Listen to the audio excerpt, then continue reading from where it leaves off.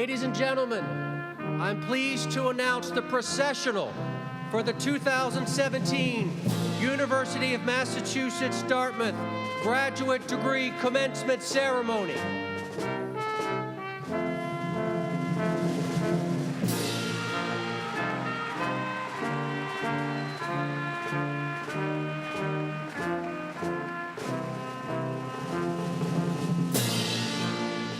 Now entering the amphitheater are graduates from the College of Arts and Sciences.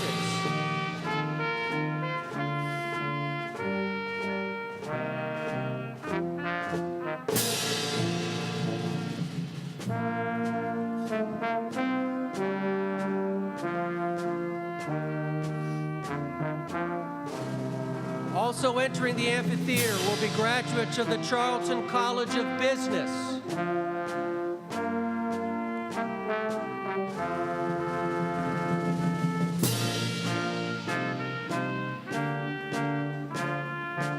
The College of Engineering, the College of Nursing, the College of Visual and Performing Arts, and the School for Marine Science and Technology.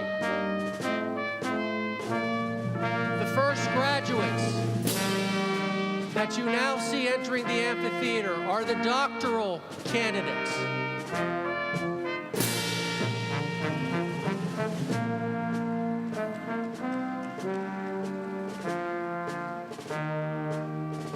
These individuals will earn doctoral degrees, Doctor of Philosophy, as well as the Doctor of Nursing Practice.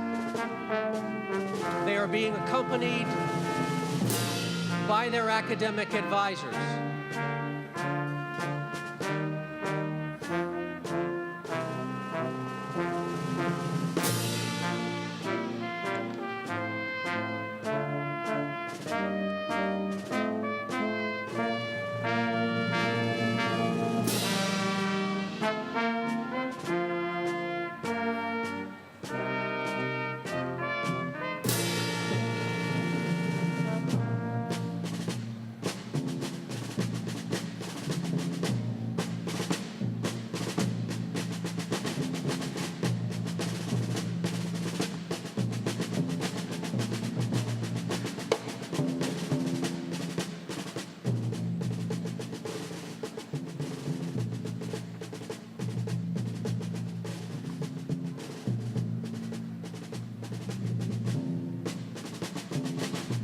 The doctoral candidates, most of whom are in blue robes or black robes with blue trim, are followed by master's degree candidates. The master's degree candidates are in black robes. The hoods that the master's degree candidates are wearing correspond to their field of study.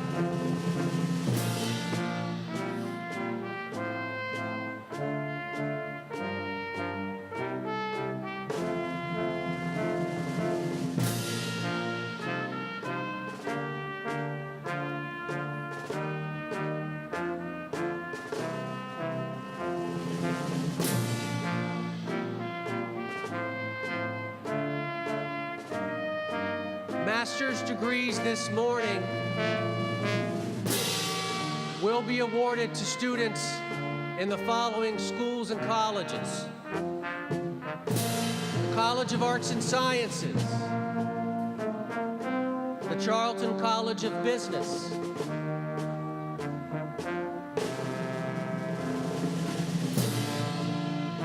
the College of Engineering,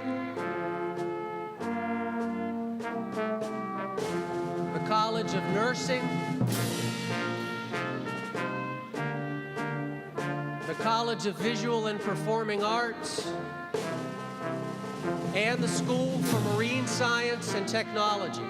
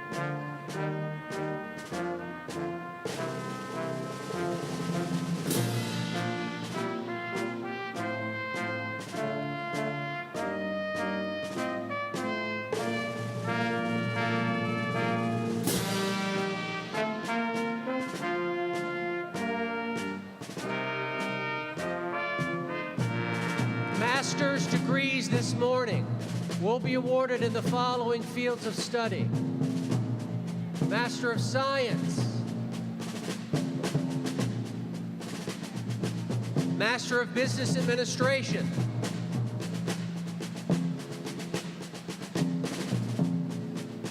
Master of Arts,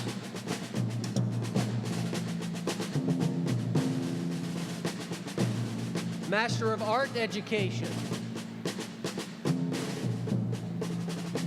Master of Fine Arts,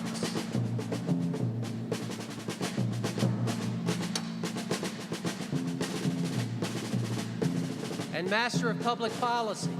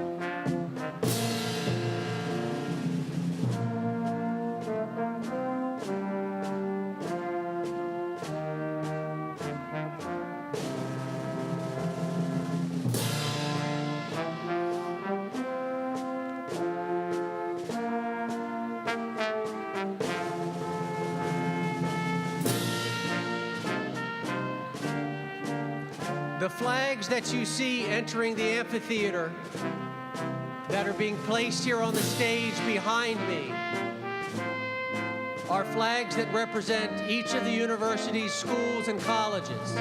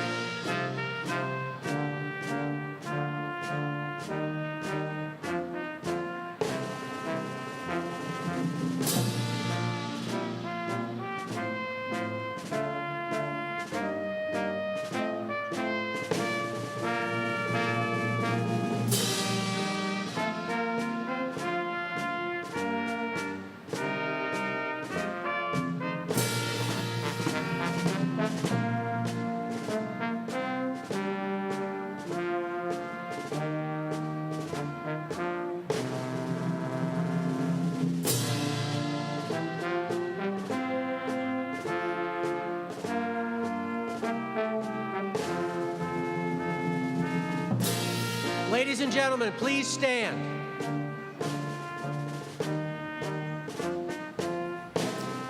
We're honored to have the rest of the commencement processional this morning being led by members of the New Bedford High School Junior ROTC, who will present the nation's colors.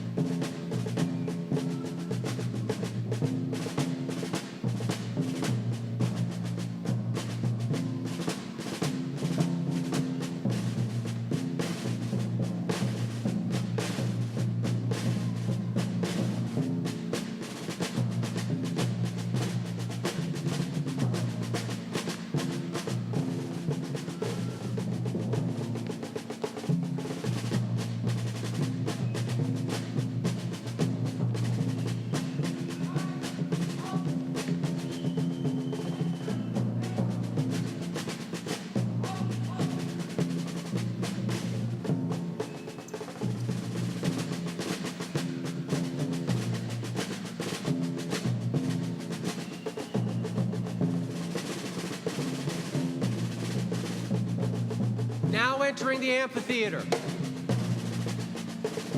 are the University of Massachusetts Dartmouth alumni. They're being led by Alumni Marshal Jennifer Sanchez Olson, class of 1996.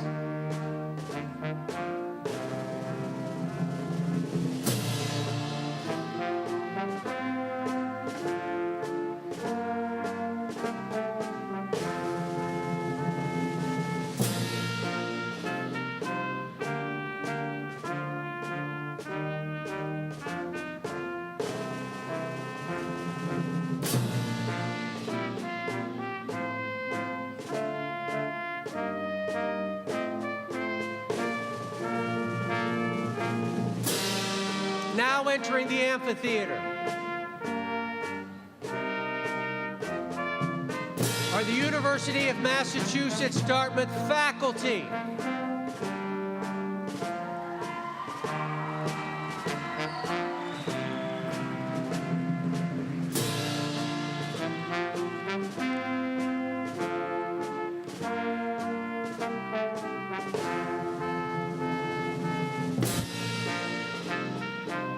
These faculty represent the university's various schools and colleges: the College of Arts and Sciences, the Charlton College of Business, the College of Engineering,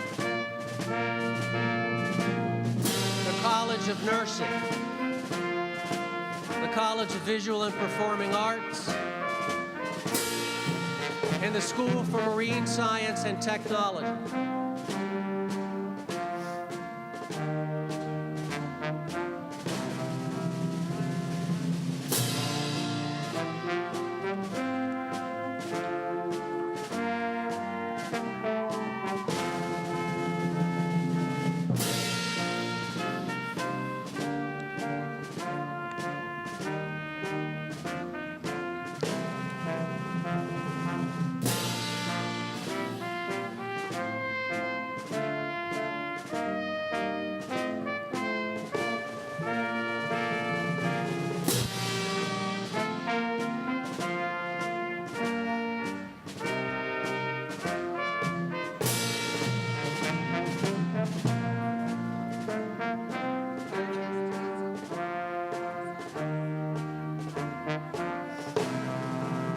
And now, finally, entering the amphitheater are members of the Chancellor's Cabinet, the college deans, honorees, the commencement speaker, and the interim chancellor of the University of Massachusetts, Dartmouth.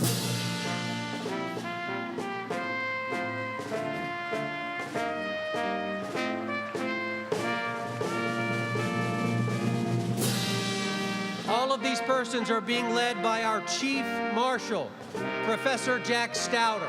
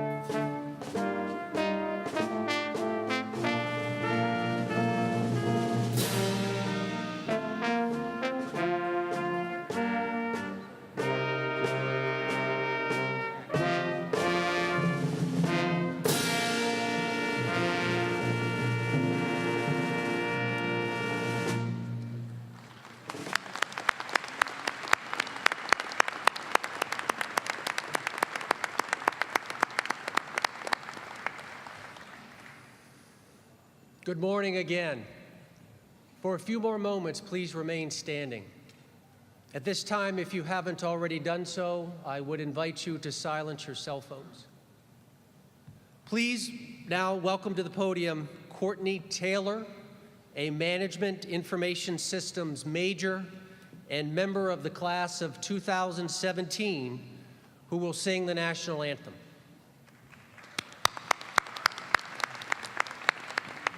Oh, say, can you see by the dawn's early light what so proudly we hailed at the twilight's last gleaming, whose broad stripes and bright stars through the perilous fight o'er the ramparts we watched were so gallantly streaming, and the rocket's red glare, the bombs bursting in air,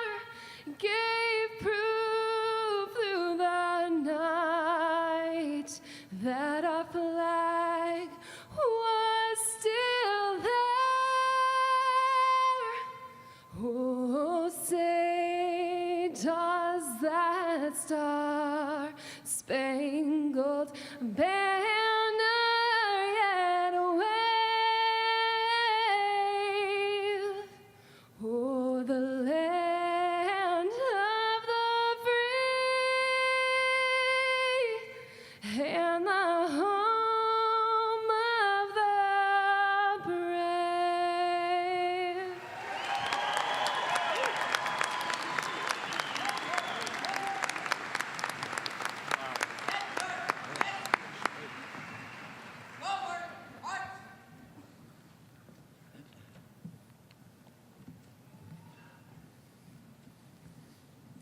If you're not yet awake, you now should be. Please now welcome to the podium the Reverend Dr. Robert P. Lawrence, who will deliver the invocation.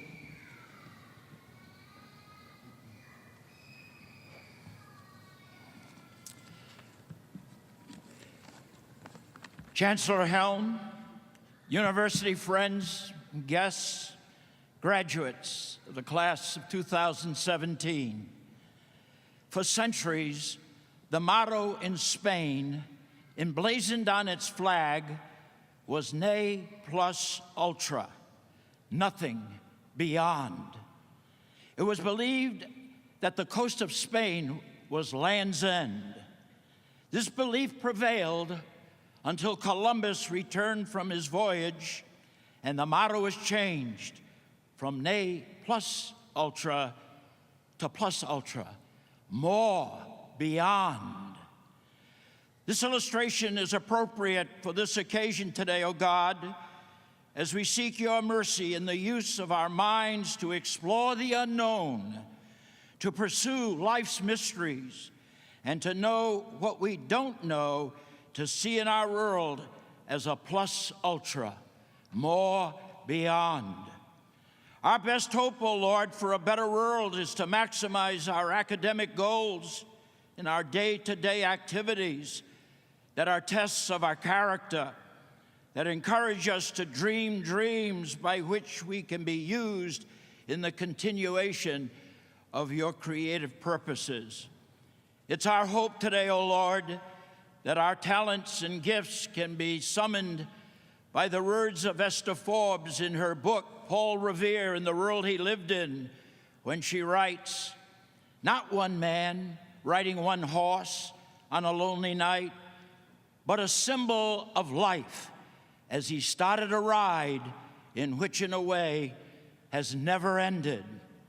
Keep us riding, O God, in our journey of life, in its continuing messages that benefit the common good. So help us today.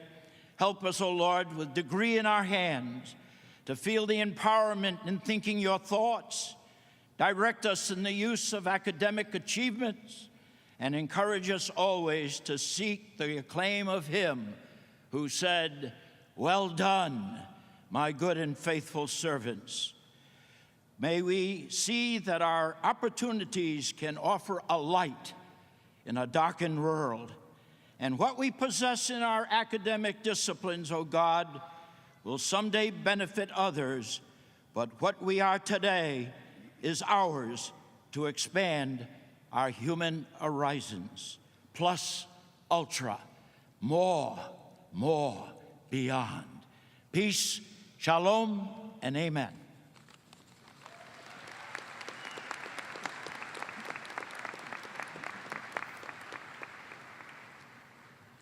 Thank you, Reverend Lawrence. Yes, I do realize you're still standing.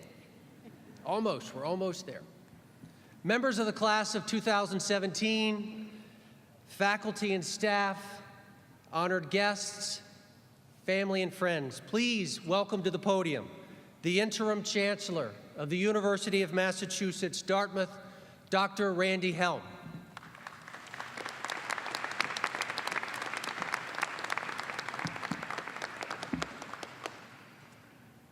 Please be seated.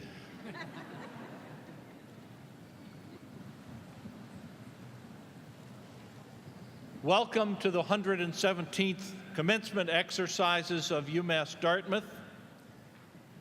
Special welcome to the families who are here, and also to the astounding, extraordinary class of 2017.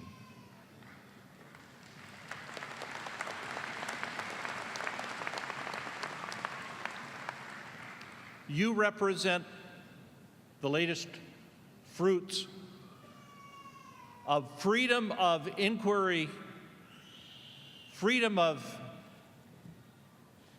expression, freedom of speech.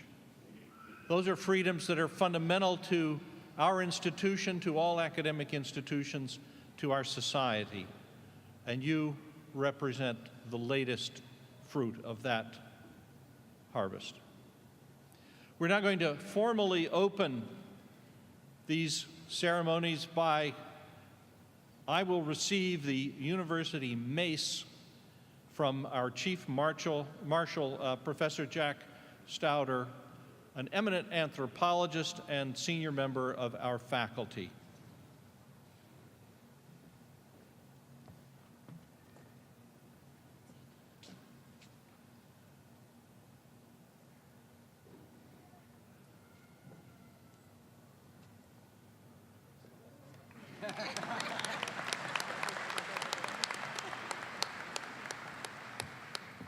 Aha.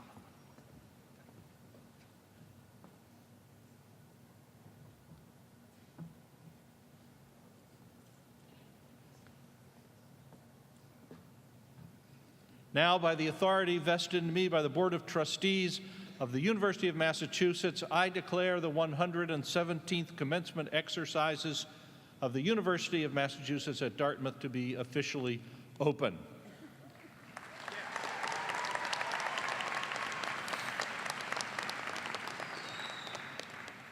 Class of 2017, it's an honor for me to be here to congratulate you on your hard work and the completion of your degrees.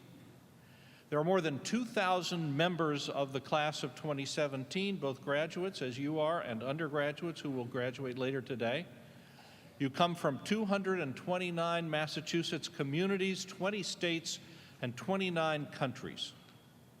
You are scientists and artists, entrepreneurs and engineers, healthcare providers, policymakers, educators, writers, and more.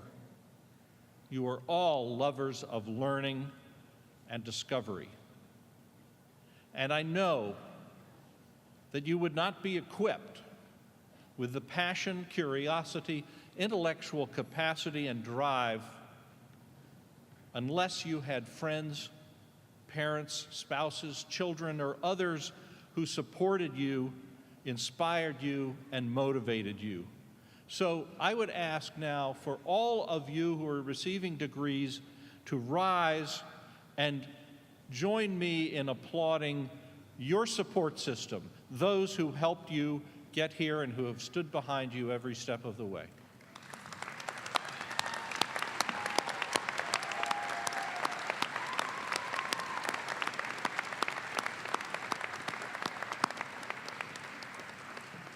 And now you can sit down again. This being interim chancellor isn't that tough. You tell people to stand up, tell them to sit down, and usually they do. Now I'd like to ask all of our faculty to stand, and staff. This is a little harder. They don't like to do whatever the chancellor says. Our faculty care deeply about your success. They love teaching. They love to bring their discoveries into the classroom to share. They are committed to connecting their teaching and research for the betterment of society locally and globally, and producing the next generation of scholars to pick up the torch and carry it forward.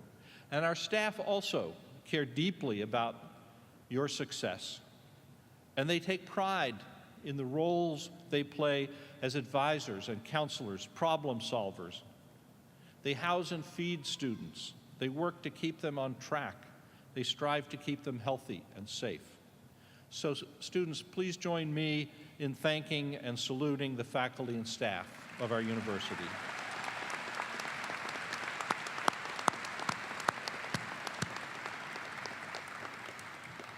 And now the faculty can do whatever they want.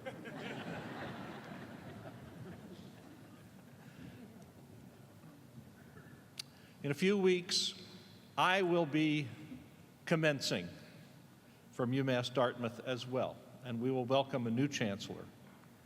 And I have considered it an honor to serve and to lead this institution through a time of leadership transition.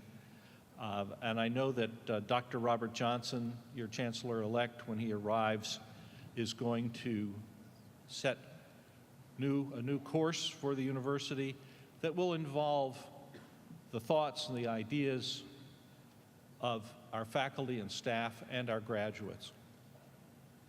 It's been quite an adventure for me. I still can't quite understand how I was chosen to do this, but I'm glad I was. I've come to know a faculty and a staff that is completely dedicated to creating opportunities for young men and women, and not only young men and women, young men or men and women from every stage of life who want to learn. I've come to know researchers who are deeply committed to creating new knowledge that solves problems and improves the quality of life for people not just in our country and our Commonwealth, but around the world. I've come to know a community that takes tremendous pride in its heritage and that has an incredible ability to persevere when challenges arise. And I have come to know students, and this is the real inspiration for me, remarkable students, optimistic, brilliant, hardworking, who often have surmounted unbelievable obstacles to achieve their intellectual and academic potential. That's what we're about, and that's what makes me proudest of UMass Dartmouth. Another thing I'm proud about our students is that they are not here just to take, they give back. They get good grades, even while working one or more jobs, sometimes supporting a family, sometimes playing varsity sports, sometimes facing very serious health challenges. And 90% of them, in addition to all of that, perform community service or take a service learning course during their time here. Our students performed more than 240,000 hours of service to the community this past year, which, if you could put a value on it, would probably be more than $7 million. And in addition to all this, you are breaking down the stubborn barriers between genders and races and religions every day. You give me hope. You give us all hope. You're each about to become alumni,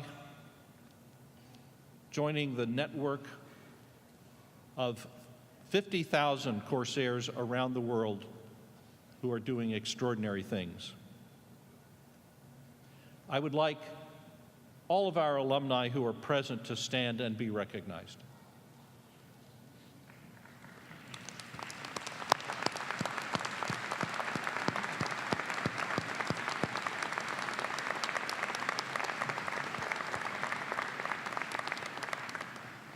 This section of the program is called Greetings. I bring greetings. Other people bring greetings to you.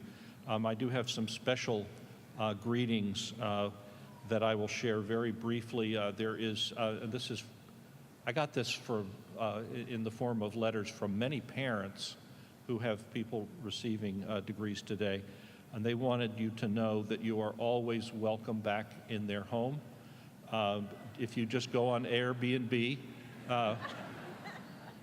and you're willing to pay the freight, they will welcome you home. Also, as you arrived today, how many of you came on buses provided by the university? Any of you? That's a good thing, because I was just going to say, after you graduate, you're on your own. But now, to bring formal greetings from the alumni, I am pleased to present the president of the UMass Dartmouth Alumni Association, Dr. Daniel B. de Oliveira, class of 1993.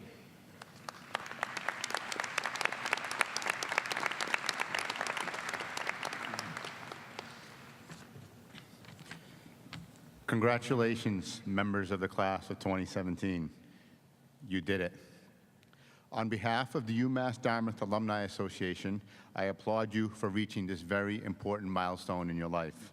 I will ask that all members of the class of 2017 to please stand.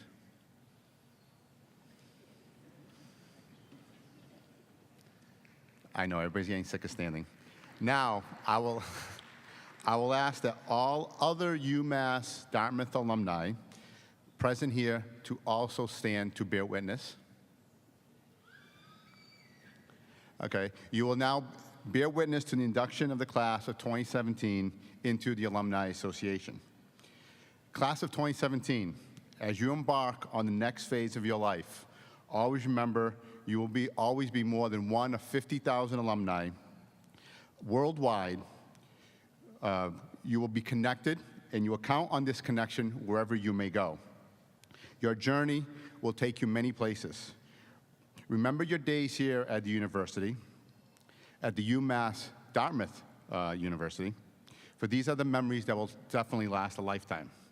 As president of your UMass Dartmouth Alumni Association, I officially induct you as members of the University of Massachusetts Alumni Association.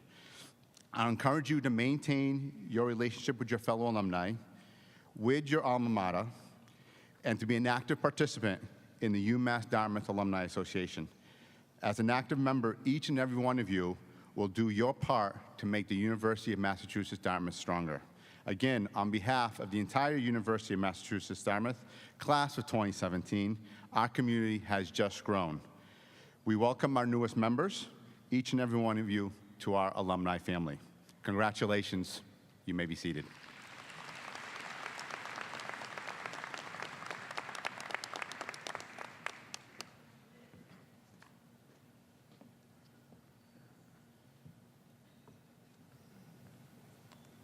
Thank you, Dan. Now it's my pleasure to introduce your 2017 student commencement speaker, Michael Savaria of Westport, Massachusetts. Michael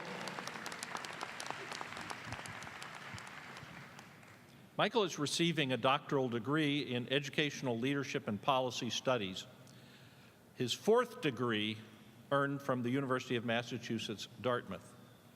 He has previously earned a master's degree in educational leadership and policy studies, that was in 2015, a master's degree in marine biology in 2013, and a bachelor's degree in biology in 2010. Michael's research has focused on creating equal educational opportunities for all individuals and increasing the recruitment and retention of women and other groups in science, technology, engineering, and mathematics college majors. He's held positions as the Vice President of the Graduate Student Senate, Graduate Teaching Assistant, Veterans Upward Bound Instructor, Graduate Tutor at the Writing and Reading Center, and as an International Student Orientation Leader. He has presented at 16 research conferences, been the primary author of 2 peer-reviewed journal articles, and was recently named the recipient of the UMass Dartmouth Young Alumni Award. Soon-to-be Dr. Savaria plans to move full-time into academia to continue his research and work to advance greater student engagement and advocacy.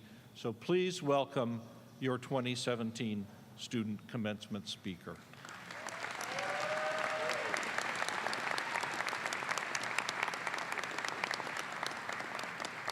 Don't take that, I need that. Woo. Hello, everybody.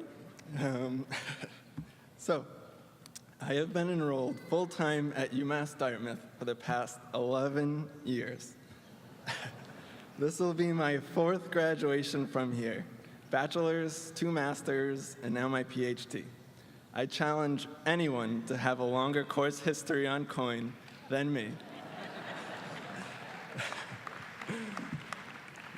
This scenario has given me a unique opportunity to simultaneously belong to both the student and alumni communities. I love representing UMass Dartmouth and hope that all of you will in the future, as so many do today. Be proud of UMass Dartmouth, because as alumni, we are proud of you. My first foray into research began as an undergraduate. stuck in lab doing typical biology things, such as working with eels. This, along with my love for long walks on the beach, pushed me into marine biology. During this time, I was a teaching assistant, which changed my life because I found out that I love teaching science more than the science itself. Science fields are troubled with a lack of diversity and inclusiveness, which is what I work towards increasing with my doctoral research. This was a weird switch to make from biology to education, but UMass Dartmouth provided me a chance, and I took it. Over the past 11 years, we have seen so many things. We have seen friends, students, faculty, staff, administrators, chancellors come and go. We have seen friends bring new life into this world, and sadly, we have also seen life pass. We have eaten takeout food while watching movies on projectors in the labs late at night, and some of us have performed microsurgeries on embryonic chicken limbs. That was me. My sophomore year, I saw a woman steal my seat in physics class. I ended up confronting her, and she was tough, because along with my seat, she stole my heart, and now we've been married for 1.5 years, together for over 9 years. And she's here today. Where is she? Christina? Woo, Christina.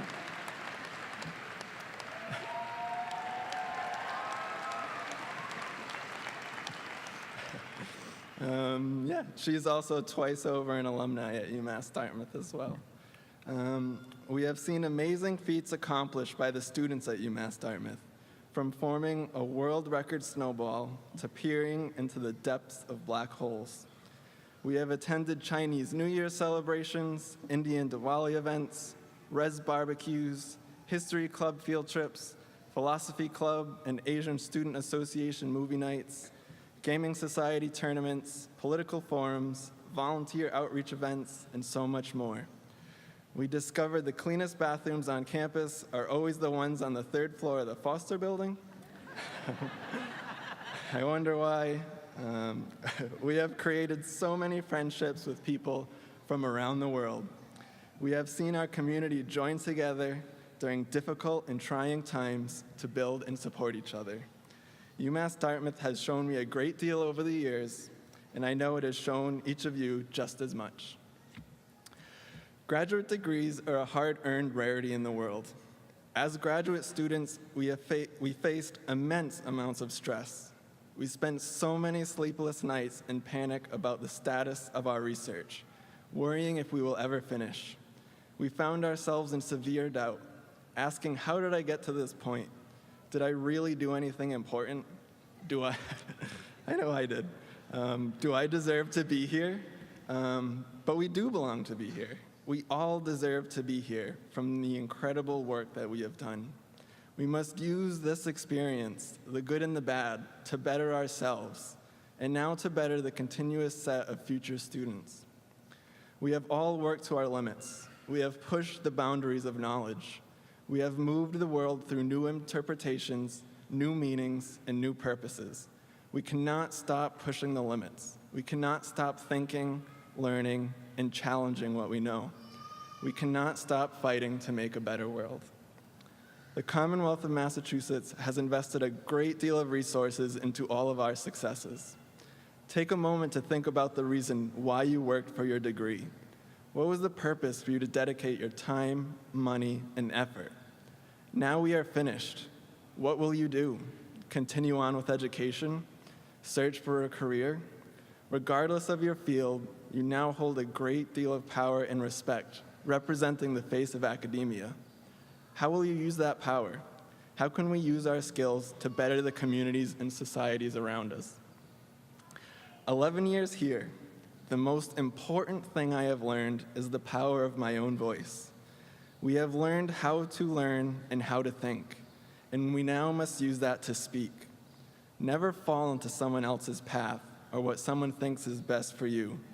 Never stop asking questions. Forge your own journey. Follow your passions. Pursue what you love. Become a role model to inspire younger generations. Volunteer your time to local organizations.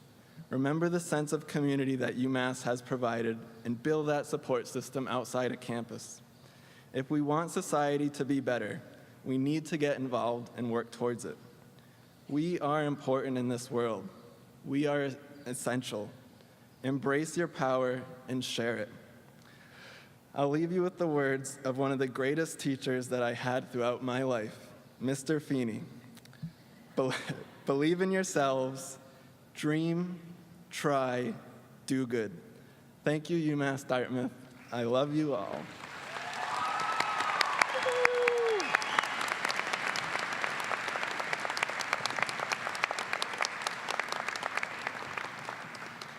Thank you, Michael. It's now my great pleasure to award the Chancellor's Medal. This medal conveys our university's enormous admiration and esteem for a lifetime of remarkable achievement and contribution in one's field of endeavor. I have to correct that. That's the formal definition, but obviously, as we say in Maine, where I've spent a great deal of time and where our medal recipient says, we said, have you lived there all your life? The answer is not yet. So this isn't for a lifetime of remarkable achievement, but a down payment on remarkable achievement, ongoing.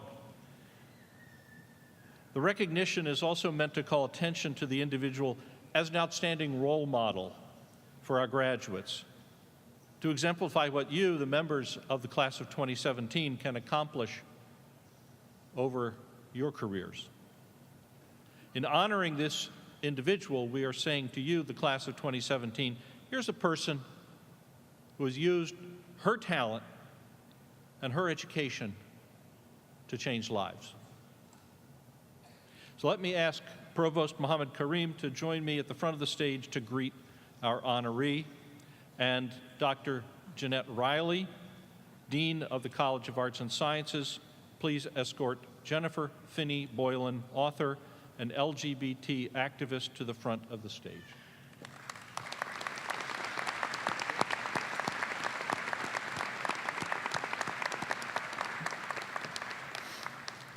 Jennifer Finney Boylan. Many words of praise are used to describe you as a writer. Happily, those same words can be used to describe you as a person. That'll save us a little time. Gifted, engaged, genuine, courageous, and profoundly, triumphantly human. Thank God for that. We could have broken new ground by bestowing a Chancellor's Medal on some other species, but we're not doing that. We're not doing that. You are human. You're an advocate, a leader, an exemplar for the LGBT community nationwide. You use your celebrity to spotlight the issues that affect so many vulnerable lives. The inaugural Anna Quindlen Writer in Residence at Barnard College, you are a long-standing contributing opinion writer for the op-ed pages of the New York Times and the author of 15 books, among them novels, short stories, and memoirs, which include the first best-selling work by a transgender American. A member of the Board of Trustees of the Kinsey Institute for Research on Sex, Gender, and Reproduction, you are also the national co-chair of the Board of Directors of GLAD, the international advocacy group for LGBT people. The subject of documentaries on 48 Hours and the History Channel, you have appeared on such programs as National Public Radio's Marketplace and Talk of the Nation. You are an eloquent, thoughtful, impassioned voice for those who have too long been voiceless. For your unyielding commitment to recognizing and protecting the core truth of every individual, the University of Massachusetts Dartmouth honors you on this 13th day of May in the year 2017.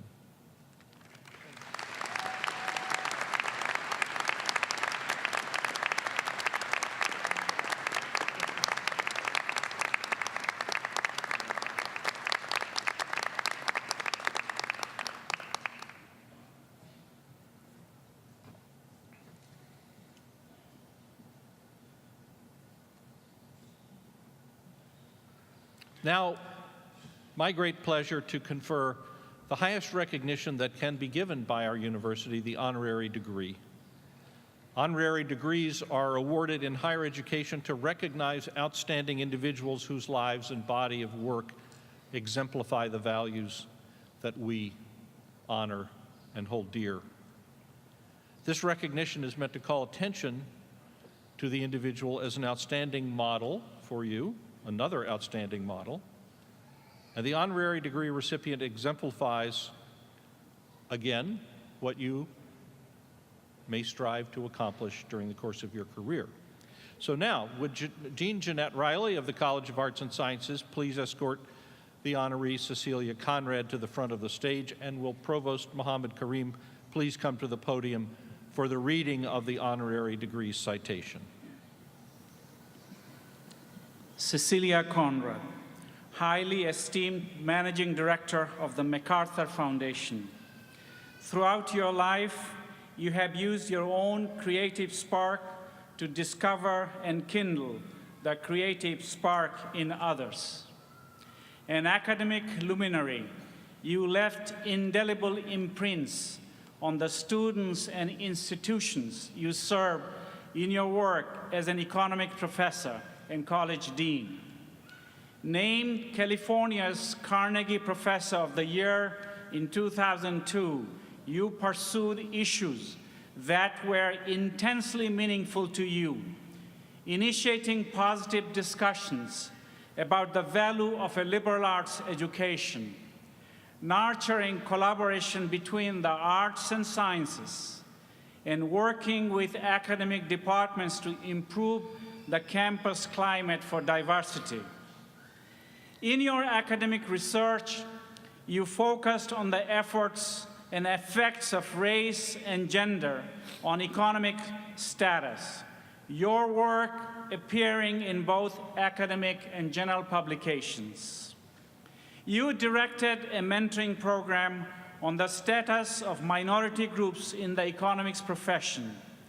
The graduate students participating in this program, CSMGEP, going on to become members of the faculties and staffs of numerous universities, institutes, and government agencies.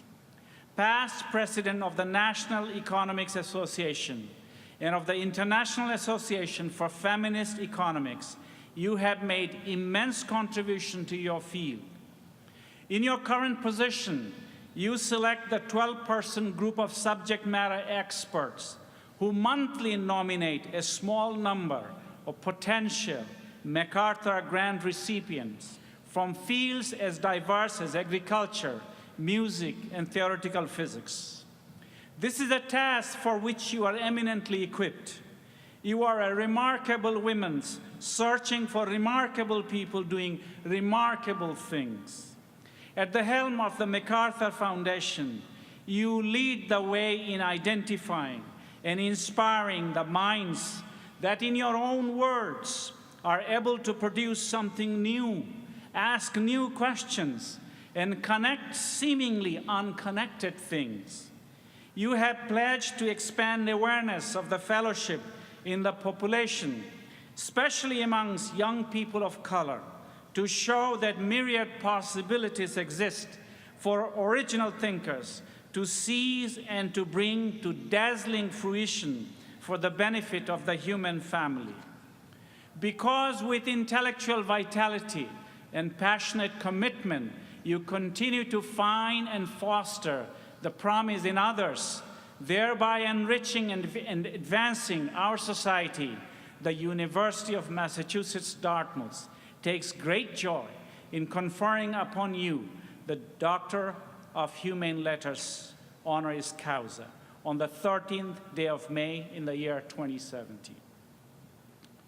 Chancellor Helm, I have the honor to present Cecilia Conrad for the degree of Doctor of Humane Letters honoris causa.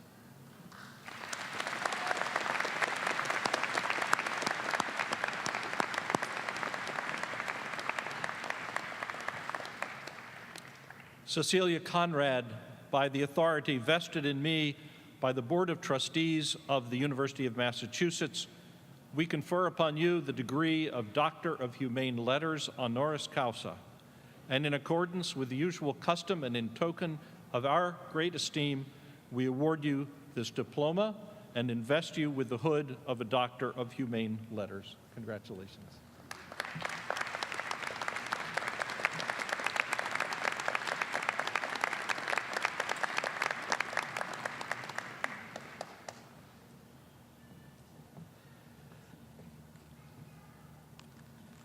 At this time, it gives me great pleasure to invite Cecilia Conrad to deliver this year's commencement address.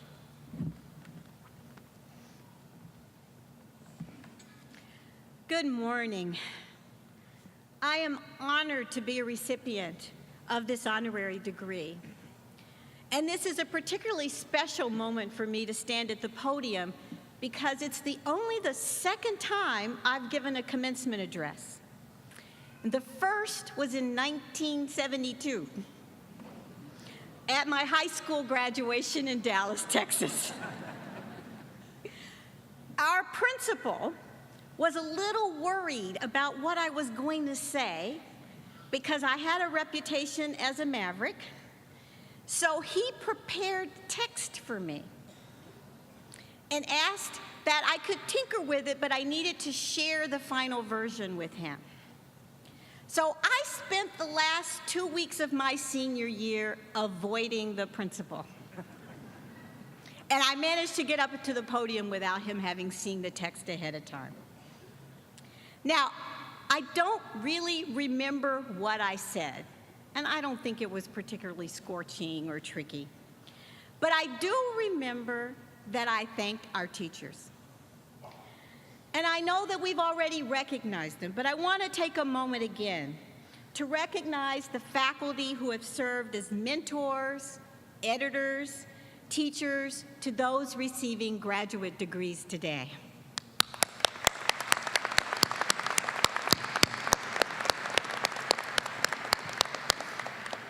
And I want to share something that I know now that I didn't know then. And that is that for most of you, the graduates and your families, this is a day of great celebration. And it is for the faculty too. But it's also a day of a little bit of sadness because they've invested their time and their energy in you as individuals, and now you're graduating and it's as if someone is taking away a novel that you only got halfway through. So remember, keep in touch, write. Let them know how it all turns out. Let them know how the story is. I'm also going to take a moment to go off script for a moment because I heard voices in the audience, and it made me think about a group that frequently goes unrecognized at graduations. And I know that in your class, many of you have juggled jobs, community service, but also parenthood. So I want to take a moment and have the children and babies of graduates to raise your hand, stand, or make a little noise.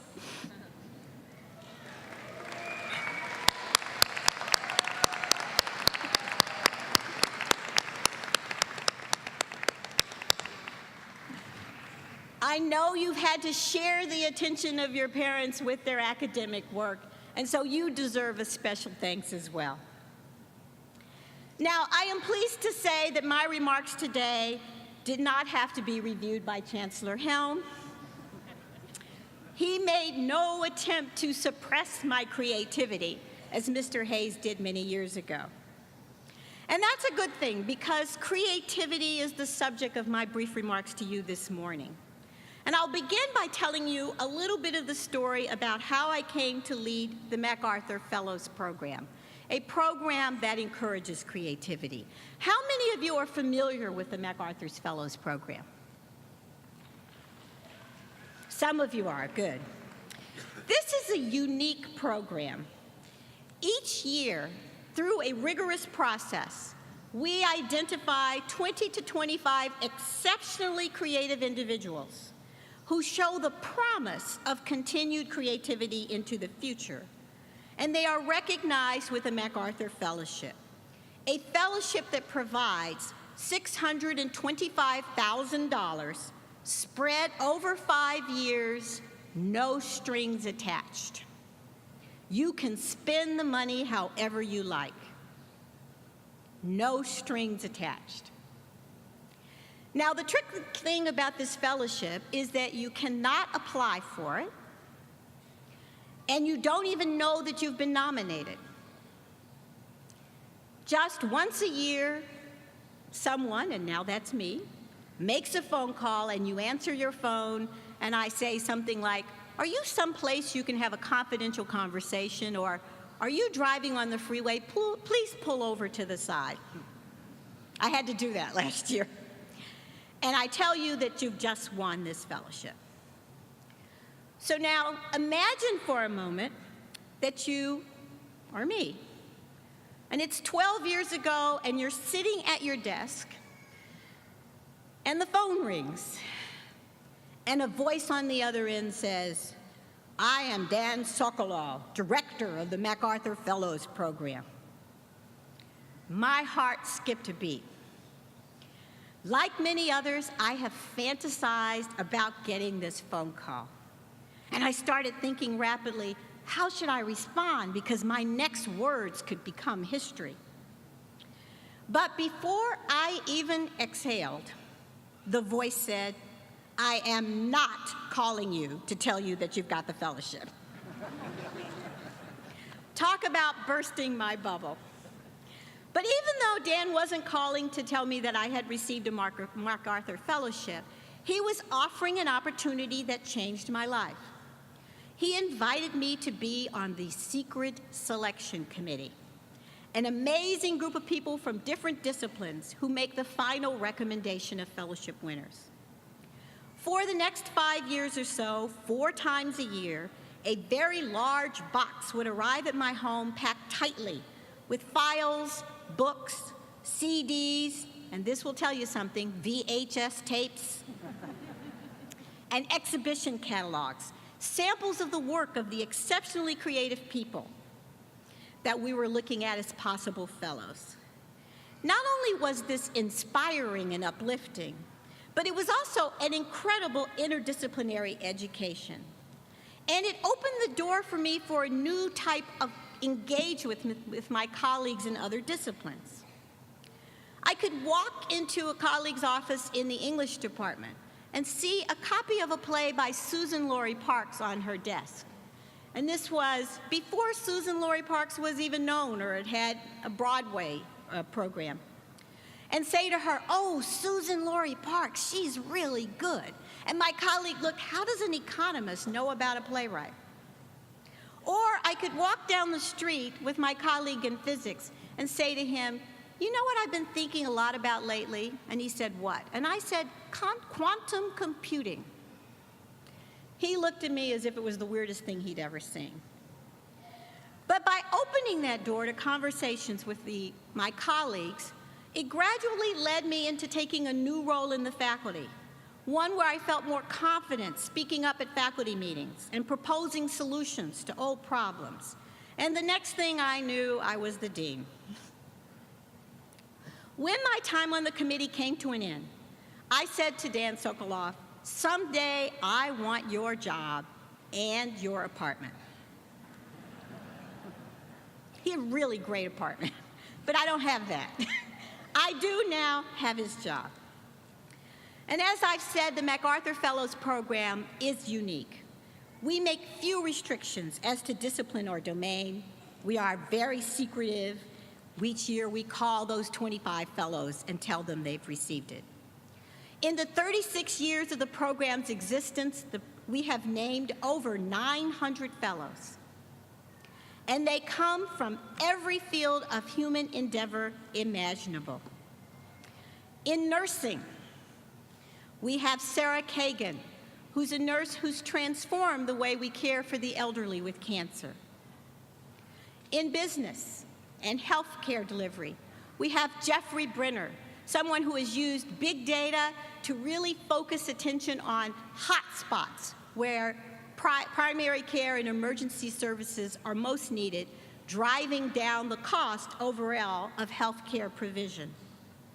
In engineering, we have John DeBerry, who's a roboticist inspired by the way that marine animals and birds have their locomotion and movement to create new forms of robotics.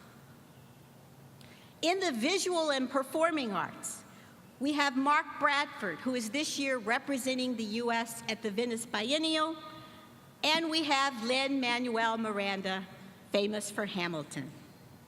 And in marine science, we have Victoria Orphan, who is studying microbiome communities deep in the ocean seabed. Although the media likes to refer to the program as the Genius Grants, this is really a misnomer. The attribute all our fellows share is creativity. Creativity comprises the drive and ability to make something new or to connect the seemingly unconnected in insignificant ways so as to enrich our understanding of ourselves and communities and the world and the universes that we inhabit. Creativity is about making the world a better, happier, enriched place. Genius, on the other hand, can be evil. The MacArthur Fellows represent big C creativity, eminent creativity, transformative creativity. But there is also something called little c creativity. It's not as flashy as big C creativity, but it's also an important source of economic growth and of the U.S. competitive advantage. It's key to the future of work. Over the past 3 decades, we have witnessed widening inequality in the U.S. in wealth and income. And that widening inequality mirrors a change in the structure of our labor market, a growing gap between the highest paid workers and the middle workers. The gap between the highest paid and the middle has gotten bigger, and between the middle and the bottom has gotten smaller. Essentially, there's been a hollowing out of jobs. First, the manufacturing jobs, but more recently, the clerical and administrative jobs as well. Many economists attribute these changes to technological change and globalization and predict that there'll be 2 kinds of jobs in the U.S. future. One category are the service jobs that require face-to-face, person-to-person physical interaction, so that it's not easy to have them performed by someone in a country with lower wages, or that require the emotional intelligence that robots haven't quite yet developed. The second category of jobs consists of those that require integrated thinking, problem-solving, inventiveness, jobs that require creativity. What is scary is that evidence reported by Professor Kyung-hee Kim shows that creativity indicators have consistently inched downward in the United States since the 1990s. So the puzzle is, why are we seeing a decline in creativity just as the demand for it is probably most important? Some argue that it's our K through 12 schools that are imposing too many restrictions on freedom, increased emphasis on standardized testing, overemphasis on memorization, and most importantly, too little time for play. In post-secondary education, there's increased emphasis on vocational preparation and a declining emphasis on the broad, cross-disciplinary education that includes the arts, the sciences, and humanities, and social sciences. Education that equips individuals with what we know are the prerequisites for creativity. Exposure to diverse perspectives, methodologies, and approaches, concepts of evidence, the analytical skills to recognize what ideas are worth pursuing and what ideas are not, to uncover the logical flaws in an argument, the ability to make connections across fields, diligence, persistence, and passion, the ability to recognize fake news. We observe in our fellows program that creativity tends to happen at the interstices of traditional disciplines.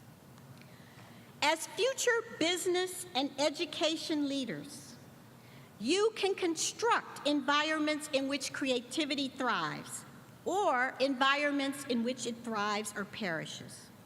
What is required really are three things: what's called failure-tolerant leadership, the creation of cognitively diverse teams, and the allowance for autonomy and time. Failure-tolerant leadership, a term I've borrowed from a Harvard Business Review article, requires that you have a willingness to take risks, to experiment, and to allow for unavoidable mistakes to happen as part of the creative enterprise. It means that you stand in front of your employees and admit your own mistakes. Cognitively diverse teams, the need for those reflecting emergent consensus that having diversity within a community can lead to higher creativity and innovative problem solving. In many studies, diversity can trump ability. And autonomy and time. Creativity flourishes in environments where individuals have some autonomy, agency, and responsibility for their own learning. Creativity requires unconstrained time, but not too much of it. A recent study found by researchers at Rice University, the Chinese University of Hong Kong, at Shenzhen and the Chinese University of Hong Kong has found that a moderate amount of underemployment, meaning some time at your desk where there isn't anything to do, can create an appetite and the ability to engage in creative task crafting, to come up with ways that can benefit your organization. On the other hand, too much underemployment and too little underemployment can be detrimental. And this explains really why the MacArthur Fellowship has no strings attached. We believe that highly motivated, self-directed, and talented people like you are in the best position to decide how to allocate their time and resources. We believe that the best way to inspire creativity is to give individuals autonomy, freedom from the dictates of grant-making agencies, peer review committees, freedom from the need to produce art or music that is commercial, freedom to pursue an idea or a passion and make mistakes along the way. So I hope you take away three things. The first is that creativity matters. Not only that, creativity is probably critical to the future. The second is that as future leaders in education, business, and in other fields of endeavor, you have a responsibility to try and shape environments that stimulate creativity. Or you can be my high school principal and try to quash it.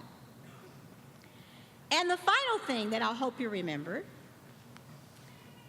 is that if you ever get a phone call from area code 312, think twice before you ignore it.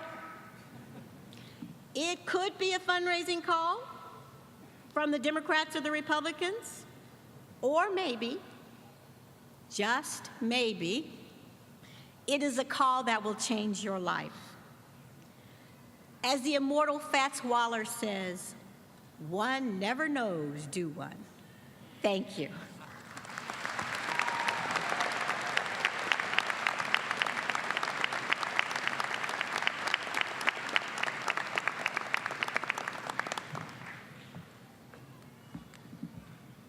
Thank you, Dr. Conrad.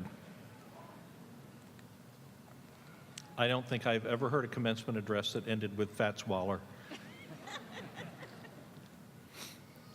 And I don't know if you quoted him in your high school commencement address, but that was very, very good. I'd now like to ask Provost Mohammed Karim, our Chief Academic Officer, to come forward to conduct the conferral of degrees.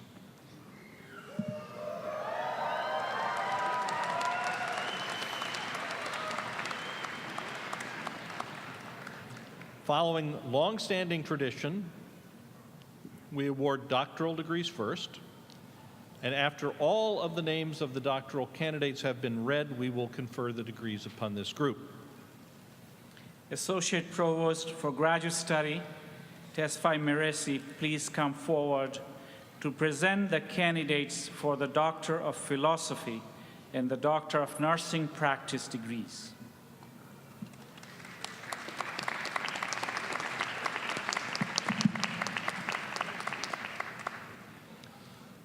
Chancellor Helm and Provost Karim, I have the honor of presenting to you the candidates for the Doctor of Philosophy and the Doctor of Nursing Practice degrees. 39 candidates are here with us today. Will the candidates please stand and approach the stage? After we read the names of the doctoral degree candidates and put them on the stage, we will officially confer their degrees.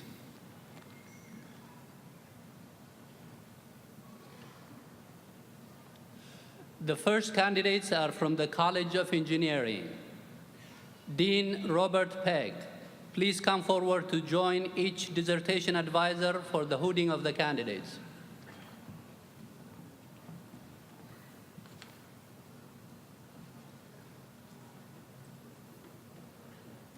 Where are they going? Taking a long route.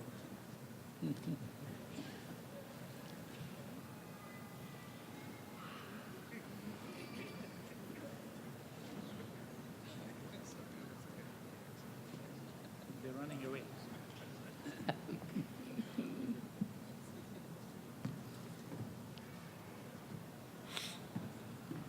Come back, come back.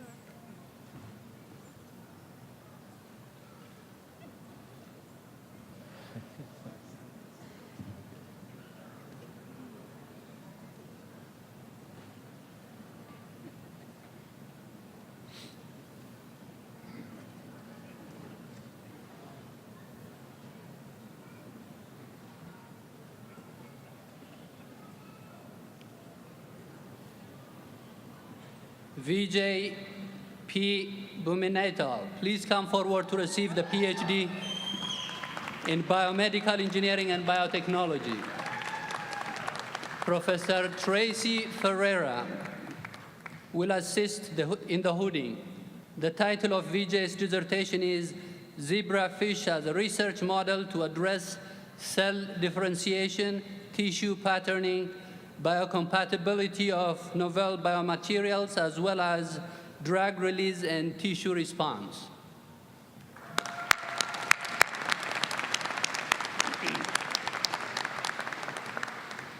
Abdurrahman Ali Kihel.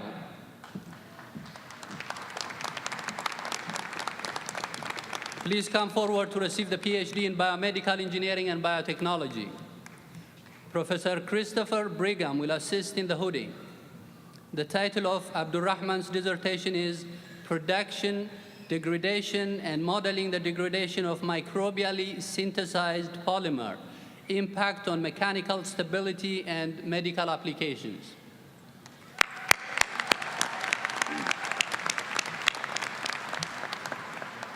Professor Honggang Wang will assist in the hooding of the next two candidates.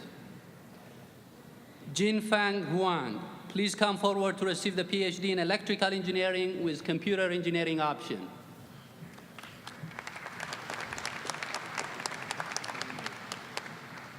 The title of Jinfang's dissertation is Quality of Experience-Aware, Scalable Video Transmission over Resource-Constrained Cognitive Radio Networks.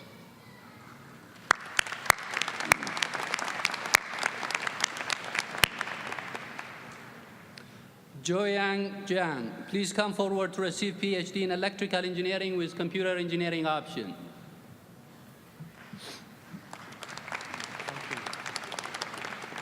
The title of Joyang's dissertation is Secure and Energy Efficient Wireless Body Area Networks.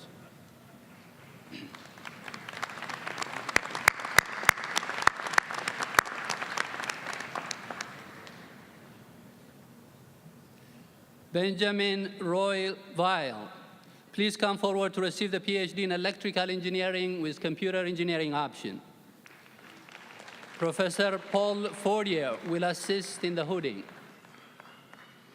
The title of Benjamin's dissertation is Wireless Health Indicator Patch for Patient Education and Diagnostics, an integrated system approach to patient self-care.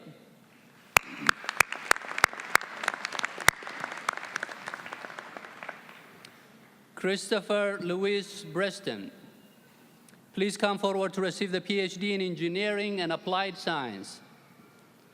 Professor Yan Lan Chen will assist in the hooding.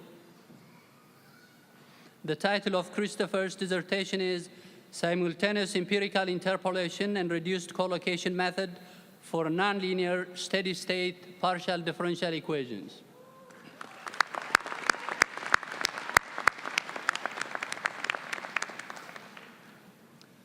Rahul Kashyap, please come forward to receive the PhD in Engineering and Applied Science.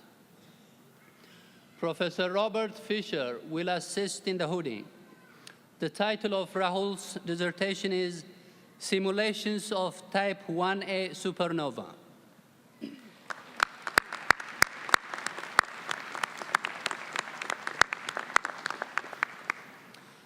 The next candidates are from the College of Nursing. Dean Kimberly Christopher, please come forward to join each advisor for the hooding of the candidates. Professor June Horowitz will assist with the hooding of the next 4 candidates. Diana Marie Costa, please come forward to receive the Doctor of Nursing practice.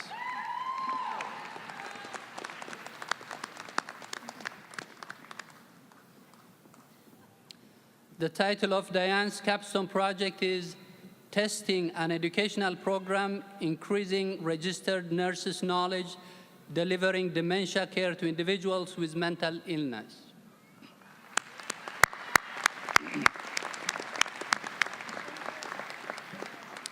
Robin Fletcher Dupree, please come forward to receive the Doctor of Nursing practice.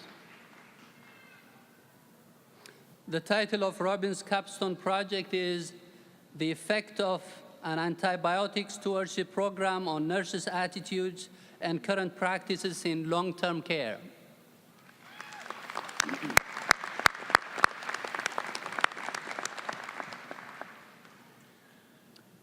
Christine Uwe, please come forward to receive the Doctor of Nursing practice.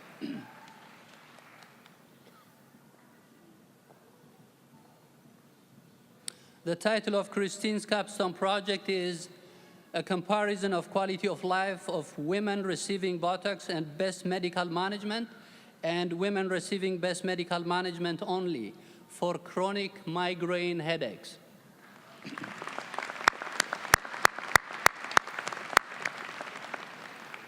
Jessica M. Ventura, please come forward to receive the Doctor of Nursing practice. The title of Jessica's capstone project is The Chronic Knee Pain Program, a Self-Management Model.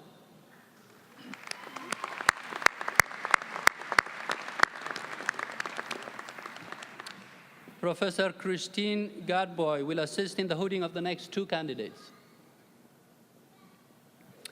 Kimberly Ann Moniz, please come forward to receive the Doctor of Nursing practice.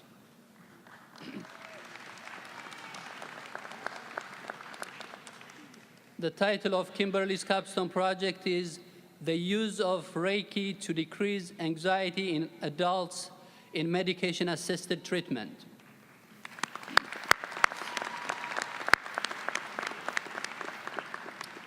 Jennifer Rachel Willett, please come forward to receive the Doctor of Nursing practice. The title of Jennifer's capstone project is The Effect of an Interprofessional Heart Failure Clinical Pathway on Heart Failure Admissions Among Providence Veterans Affairs Medical Center Veterans in the Home-Based Primary Care Program, a quality improvement initiative.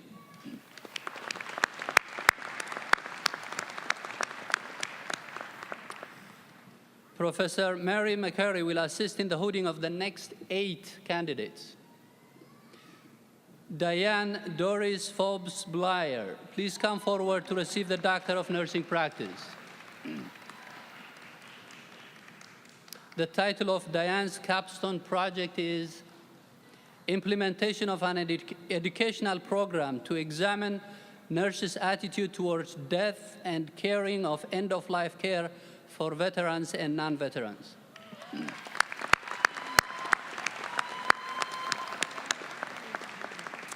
Erica Lynn Botello, please come forward to receive the Doctor of Nursing Practice.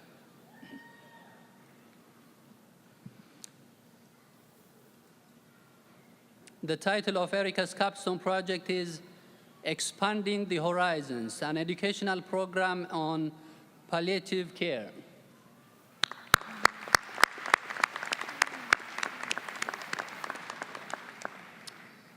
Erin Elizabeth Dacey, please come forward to receive the Doctor of Nursing Practice.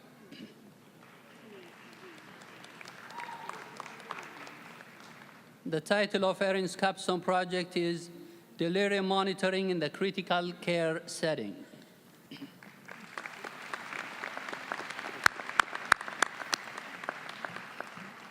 Heidi L. Resendiz, please come forward to receive the Doctor of Nursing Practice.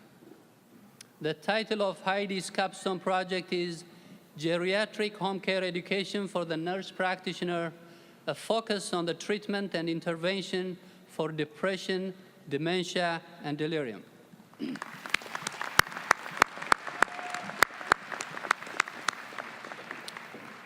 Courtney Lynn Tebow, please come forward to receive the Doctor of Nursing Practice.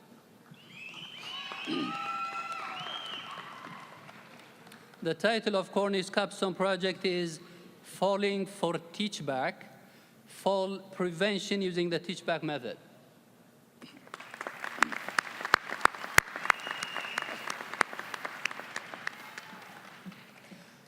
Christine L. Corey, please come forward to receive the PhD in nursing.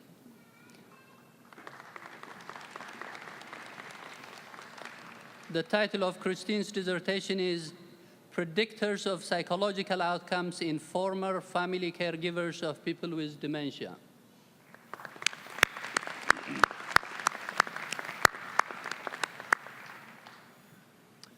Sharon Rose Keating, please come forward to receive the PhD in nursing.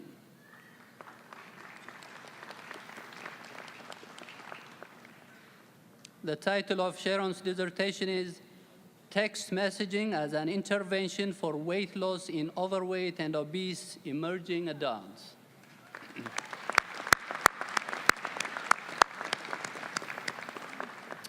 Reina Marie Letourneau, please come forward to receive the PhD in nursing.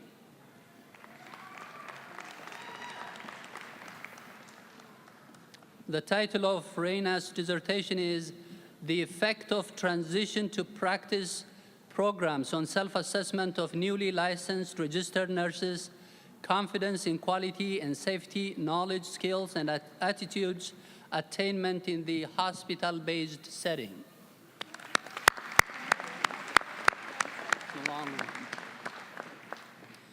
Professor Marilyn Asselin will assist in the hooding of the next 2 candidates. William Howard Dean, please come forward to receive the PhD in nursing.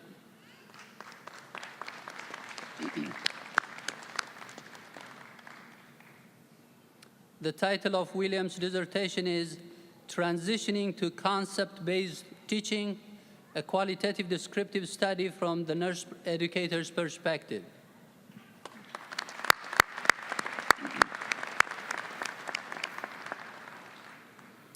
Robin D. Miraglia, please come forward to receive the PhD in nursing. The title of Robin's dissertation is Exploring the Reflective Practice of Newly Graduated Nurses, a Qualitative Descriptive Study.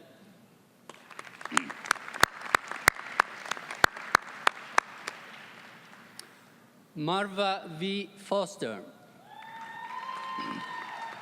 Please come forward to receive the PhD in nursing. Professor Kristin Setharis will assist in the hooding. The title of Marva's dissertation is Heart Failure Self-Care with the Aid of Smartphone Applications.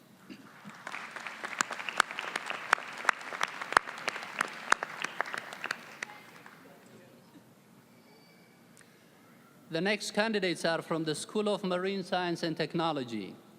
Dean Stephen Lawrence, please come forward to join each dissertation advisor for the hooding of the candidates.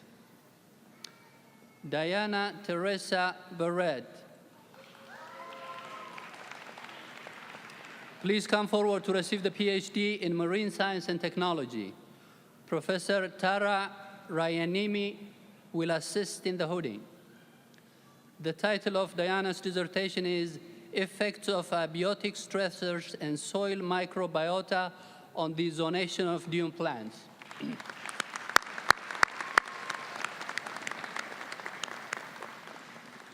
Judy Miriam Hortensia Rosalind Drucker, please come forward to receive the PhD in Marine Science and Technology, Living Marine Resource Science and Management. Professor Kevin Stocksbury will assist in the hooding. The title of Judy's dissertation is Describing Echinoderm Populations on Georges Bank and Evaluating Direct and Indirect Effects of Marine Protected Areas on these populations.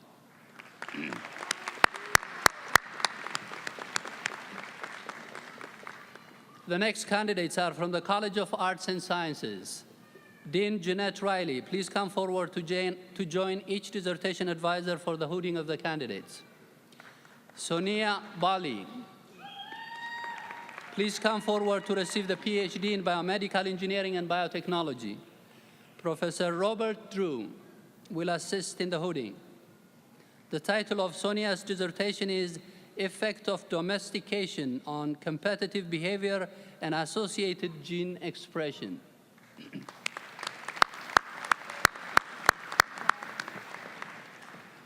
Professor Joao Paraskiva will assist in the hooding of the next 7 candidates. Jason Anthony Servon, please come forward to receive the PhD in Educational Leadership and Policy Studies. The title of Jason's dissertation is I Owe My Soul to the Company Store, the consequence of anti-democratic ideologies on rural education.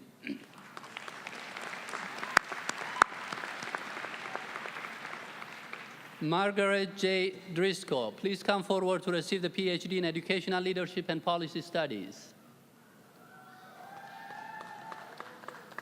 The title of Margaret's dissertation is On Power and Dominance, Cultural Politics in the Opioid Crisis in Massachusetts.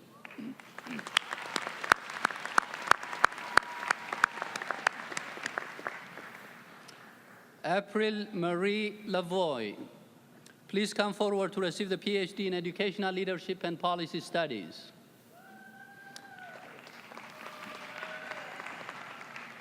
The title of April's dissertation is Oppressed Non-White Latina Students in Fall River, Massachusetts Elementary Schools.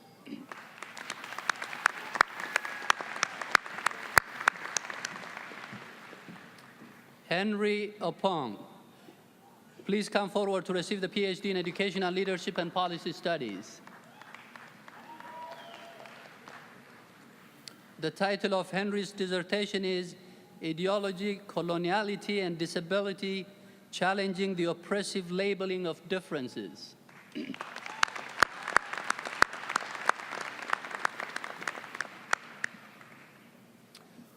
Pedro Daniel Rees, please come forward to receive the PhD in Educational Leadership and Policy Studies.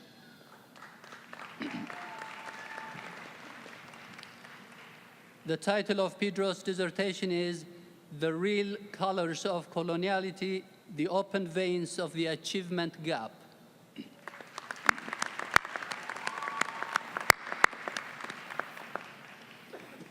Michael Charles Savaria, please come forward to receive the PhD in Educational Leadership and Policy Studies. The title of Michael's dissertation is Politics of Science Education, Analyzing the Discourse of STEM to Increase Diversity, Inclusivity, and Democracy.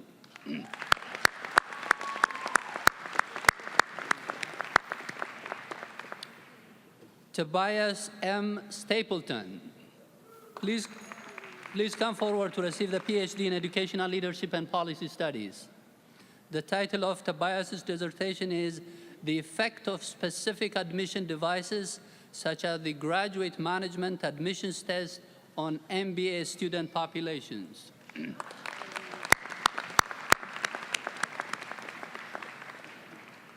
Professor Glaucia Silva will assist in the hooding of the next two candidates. Americo Mora.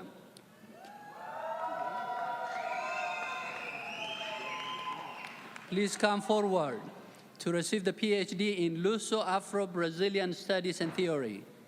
The title of Americo's dissertation is Where You Seek Out a Lyricist, You Will Find a Poet in Me. The singular case of Caetoni Veloso.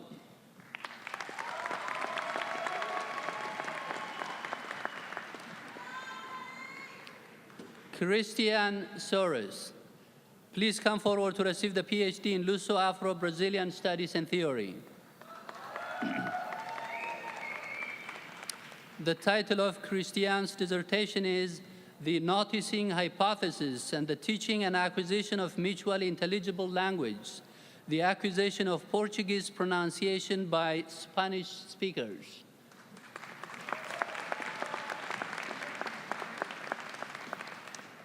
Alessandra da Silva Pereira, please come forward to receive the PhD in Luso-Afro-Brazilian Studies and Theory. Professor Anna Klobuka will assist in the hooding. The title of Alessandra's dissertation is Entrepreneurship, Social Capital, and Gender Politics, Rethinking Empowerment Models for Women's Socio-Political and Economic Inclusion through Paulina Shiziani Nikesh, The First Wife, A Tale of Polygamy.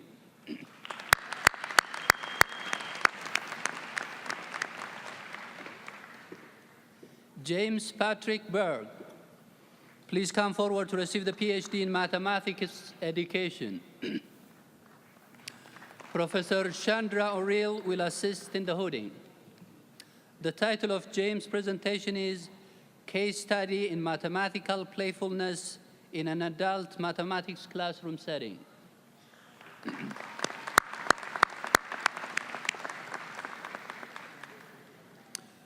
Jenny Fabiola Otalora Sevilla, please come forward to receive the PhD in Mathematics Education. Professor Stephen Witzik will assist in the hooding. The title of Jenny's dissertation is Young Children's Understanding of Congruence and Similarity within Collaborative Dynamic Multi-Touch Geometry Environments.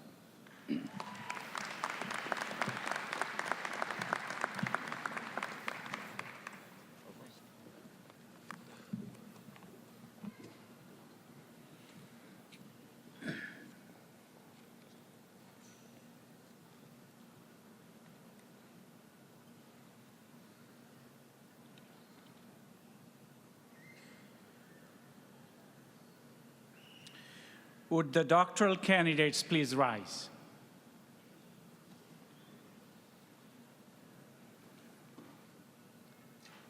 Interim Chancellor Helm, standing before you are the students who have completed doctoral programs. They have each merited the conferral of their degrees. I recommend each of these candidates for the conferral of their appropriate degrees. By the authority vested in me by the Board of Trustees of the University of Massachusetts, I confer upon you the Doctor of Philosophy and Doctor of Nursing Practice degree with all the rights, privileges, and responsibilities pertaining thereto. Congratulations.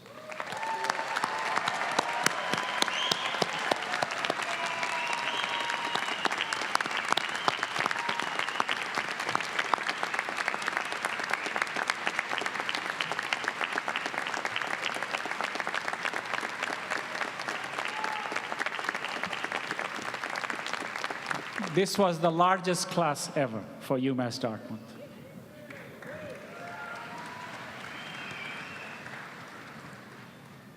At this time, we'll award the master's degree candidates, beginning with the College of Engineering and Charlton College of Business on the right. And so we'll ask that Chancellor Helm, Dean Robert Peck, and Dean Angappa Gunarsekaran to be on the stage on the podium in congratulating the degree recipients. For this portion of the program, we will read the names of the degree candidates and recognize them as they walk across the stage.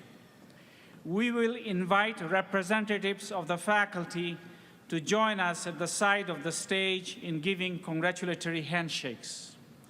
After walking, the candidates will return to their seats. Once we have read all the names, we will officially confer the degrees earned by each student. We ask that all students remain seated until the culminating moment of our ceremony today.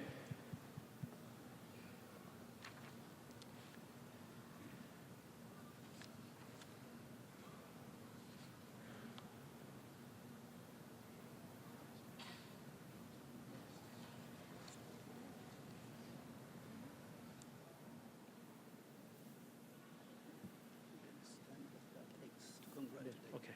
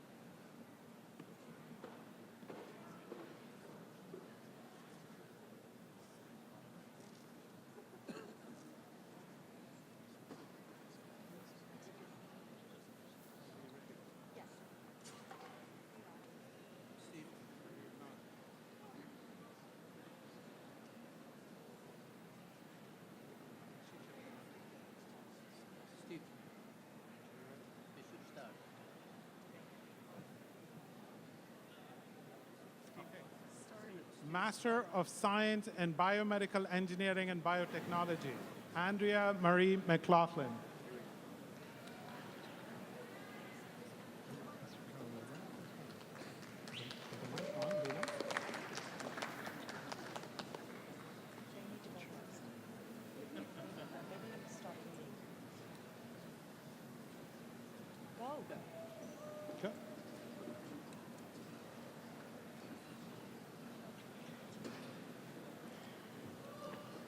Master of Business Administration Leadership, G.D. Abood.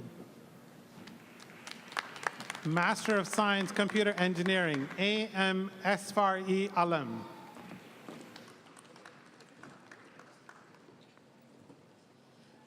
Master of Business Administration, Health Systems Management, James Joseph Allman. David Joseph Leal Gonzalez.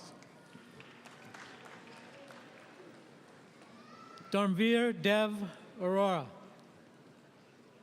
Nihant Kohli.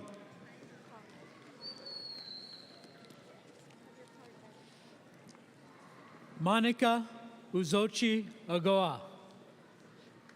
Anusha Krishnamurthy. Yi Min Aung. Oluwakemi Mercy Adelabu. Lauren Elizabeth Baptiste. Master of Science, Computer Science, Akshay Kumar Anand Kumar. Christopher Barry.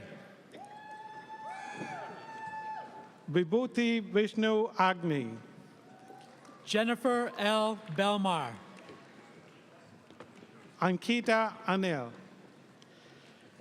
Dr. Robert John Caldas, Master of Business Administration. Suhas Vijay Kumar Arudi. Ermelinda Cardoza Camara, Master of Business Administration Leadership. Hari Pad Batri. Danny Christopher Charles. Pat Kiritbai Bhatt. Mi Chen. Yukong Kao. Young Tsing Chu. Shubham Chaturvedi. Chen Ji Gu. Kushal Satish Joshi. U Fei Dai. Akshit Yadav Esham. Yi Ding. Akim Mark Philip Findlay. Tianren Fang. Amol Shivaji Gade. Ellen Ann Collins. Anuj Gambhir.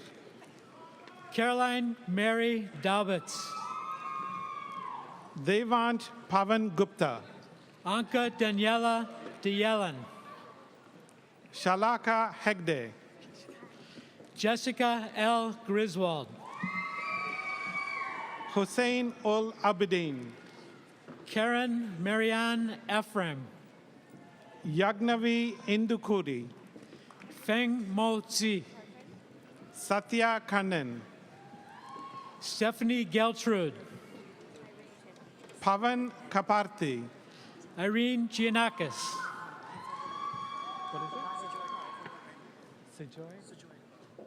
Sejoy Kar. Sanchit Goyal. Pani Kumar Katari. Ashley M. Graves. Sai Prudamnya Kesi Reddy. Justin M. Gray. Kalyani Kamaragiri. Ashley Elizabeth Gustafson. Sunny Kumar. Huang Li Hung.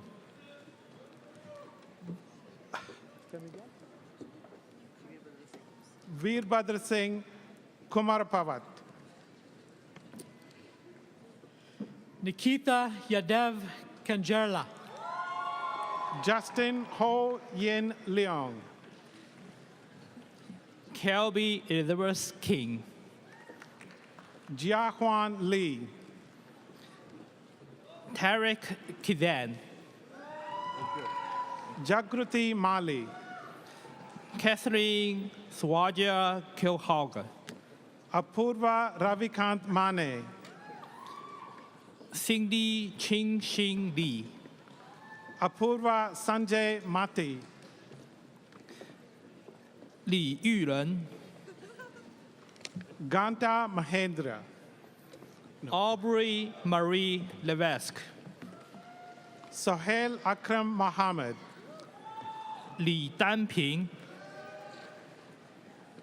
Aniket Ashok More. Li Lingyu. Girish Parameshwarappa. Liao Mingjia.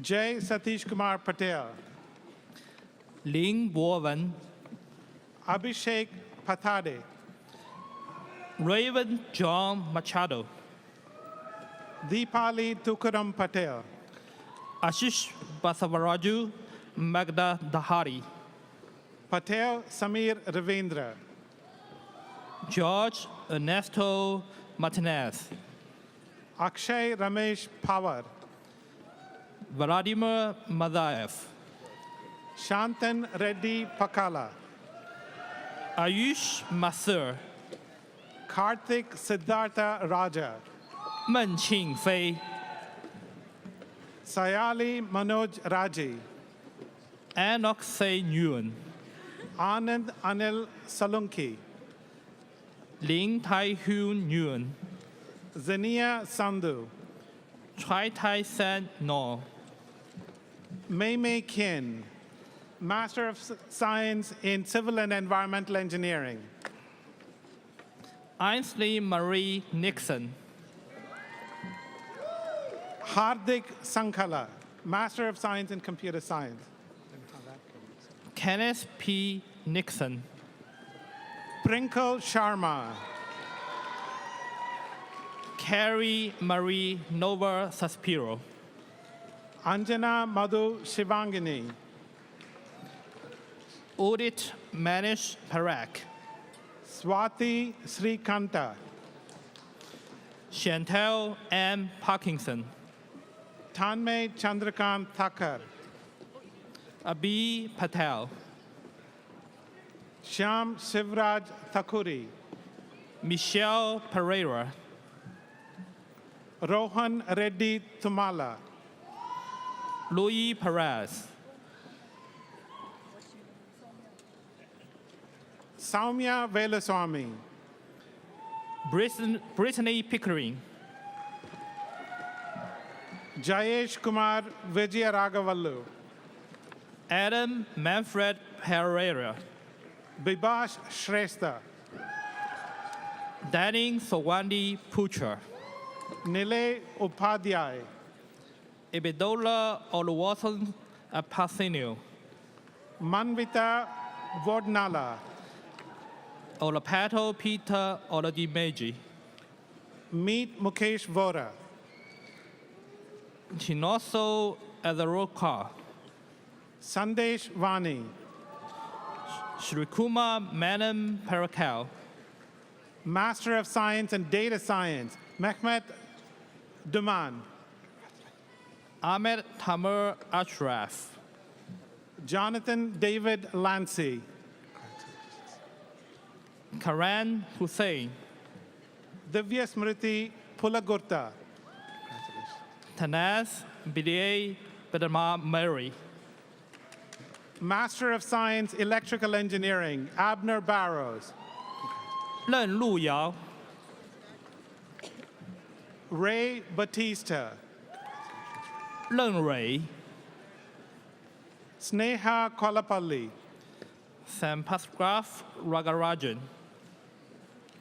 Carlson Alberto Magina, Peter Quinn, Federausi Sabira Raunak, Lydia Regal, William Edward Ryan, 卢志玲， Jihar Sanjay Shah, Rebecca Schlosser, Jacob Leonard Silva, Abhishek Deepak Solanki, Nicholas James Vincelet, Abhinaya Suresh, Zikong Zhao, 石雨露， Master of Science Mechanical Engineering, Umesh Babiraya, 孟吉娜， Ranjoy Barua, 流沙， Cole Richard Frenier, 罗海滨， Mohammed Mukid Hassan, Hussein Nawaz, Peter Basam Khoury, Yulia Garcia, Medic Montero, Lauren Dorothy Sylvia, Arun Kumar Mutiala, Kara Jean Stacy, Mohammed Fazle Rabi, Renee Michelle Thibotot, Master of Science in Physics, Jillian Bollinger, Taylor Maria Tanuro, Justin William Coffey, Shagina Teresa, Dominic Gustaldo, Sherelle Thompson, Taskira Haig, Niklesh Kumar Sanger, Tyler Hubbard, John Charles Tenrianan, Michael J. Combe, Koi San Dan Tran, Matthew James Withera, Douglas Michael Ventura,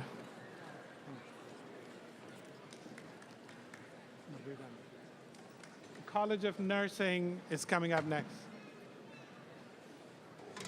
I invite Dean Kimberly Christopher of the College of Nursing to join me at this point in time to congratulate the degree recipients from the College of Nursing.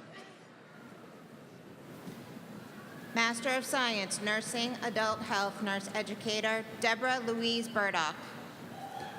Michael John Vincent, Rita Senra Costa.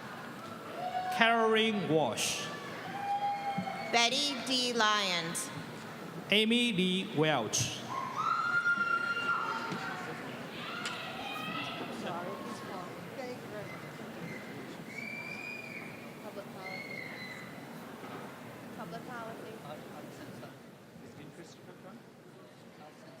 Jeffrey David Wank. At this point in time, I will invite Dean David Clement of the College of Visual and Performing Arts also to join us in congratulating the degree recipients from the College of Visual and Performing Arts.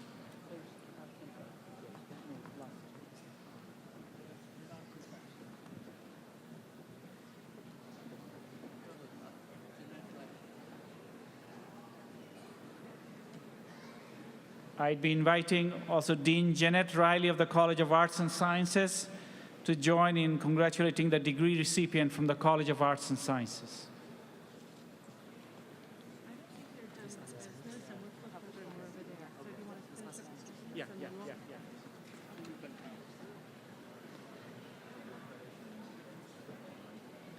Master of Public Policy, Anna Maria Marini.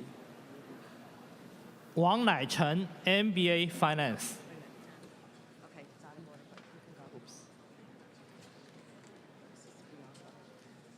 Bianca de Basilos. Xu Jiaqi, MBA Accounting. Jonathan Philip Nestler. Xing Shijia, MBA Finance. Devin Michael Sheehan.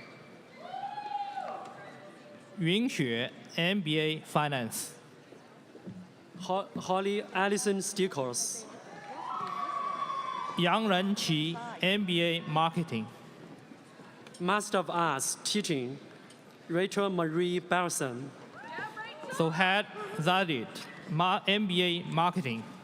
Danielle Elizabeth Bach. Zhou Yanchi, MBA. Laurie Chiarito. Josh Allen, MSA. Daniela Elizabeth Bach. Olivia Medina Busey, MSA. Yeah, I saw him. Sorry. Luis Vincent Carlato. Asia Elizabeth Brannigan, MSA. Sorry. Okay.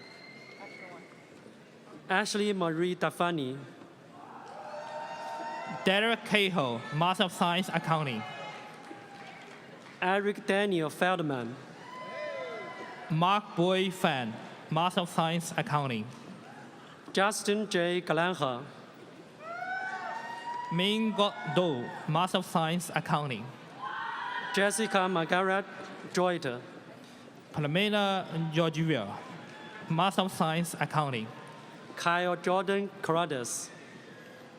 Caitlin Marie Kelly, Master of Science Accounting. Amanda Victoria Palmer. Heather Marie Lamari, Master of Science, Accounting. Sean Patrick McNardy. Rachel Mercado, Master of Science, Accounting. Christopher Nishan Natala. Sahaya Mahmood, Master of Science, Accounting. Bianca Sofia Vieira. Morgan Marie Nicholas, Master of Science, Accounting. Jacqueline Jeanine Vicente. Shiana Pachova, Master of Science, Accounting. Colleen Reynolds. Caitlin Marie Pesaski, Master of Science, Accounting. Leanne Shaw. Preet Shah, Master of Science, Accounting. Sarah Ann Paval. Vasha, Master of Science, Accounting. Anna Carey Ponte Pote. Sarah Elizabeth Vera, Master of Science, Accounting. Daniel Ferreira Jr. Han Vo, Master of Science, Accounting. Master of Arts Portuguese Studies Elton John Degraca. Olufunki Dorojaye, Master of Science, Healthcare Management. Master of Arts Professional Writing Aubrey Caitlin Broad. Osmond Jacobs, Master of Science, Healthcare Management. Catherine Nora Brooks. Sophia G. Hay King, Master of Science, Healthcare Management. Leah Polly Catania. Elizabeth Cardozo Maduros, Master of Science, Healthcare Management. Gabrielle Grace Lafare. Nicole Marie Pizzi, Master of Science, Healthcare Management. Melanie Rose Martin. Linda Line Yomasi, Master of Science, Healthcare Management. Master of Arts Psychology Applied Behavioral Analysis Abigail Kaislin Chikanglo. Nayana Nagendrapa, Master of Science, Technology Management. Deborah J. Patrick. Mahima Jadiyava, Master of Science, Technology Management. Kono T. Wilson. Erin Nash Campagolda, Master of Science, Technology Management. Master of Arts Psychology Clinical Aquilium Burgos Jimenez. Upenda Reddy Matari, Master of Science, Technology Management. John Frederick Durante. Nikisha Suraparaju, Master of Science, Technology Management. Natasha R. Farrell. Yungwon Pai Boon, Master of Science, Technology Management. Casey Hoffman. Suresh Saigarash, Master of Science, Technology Management. Jeffrey Dwayne McBride. Simapo Singh Verdi, Master of Science, Technology Management.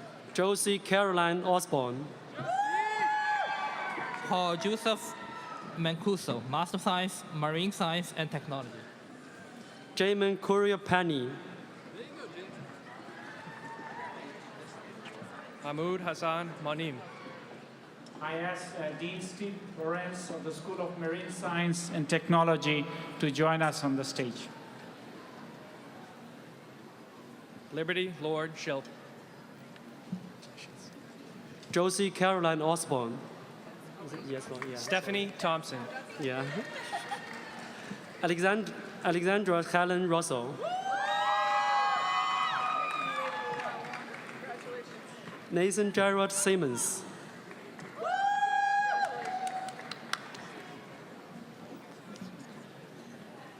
Master of Science, Marine Biology, Amber Dawn Lisi. Jillian Mary Seaboard. Laura Catherine Muritzen. Sarah Marie Valanzula. Nora Fahad Amulim. Jared Varao.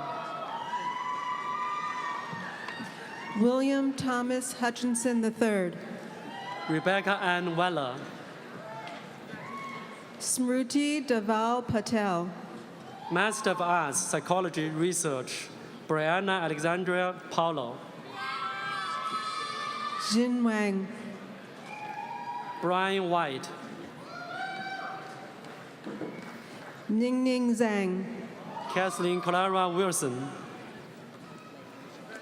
Master of Arts, Educational Leadership and Policy Studies, Fernanda Vasconcelos Diaz.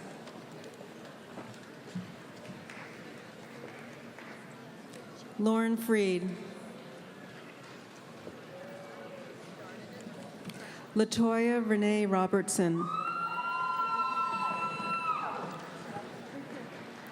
Amanda Russell.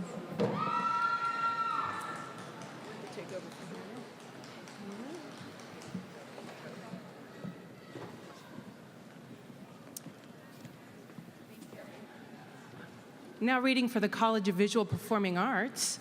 I'd like to ask Dean David Clement to join the stage.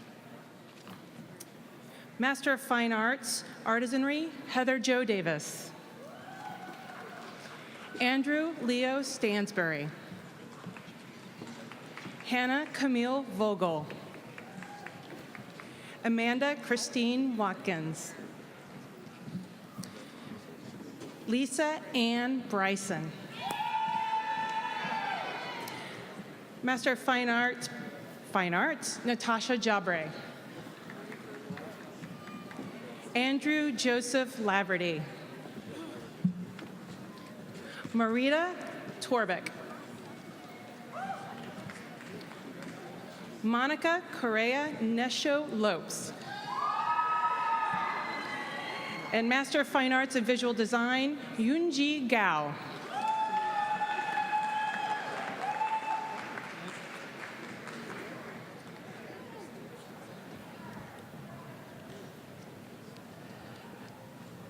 I now ask the deans to present their candidates for conferral of their degrees. Dean Peck.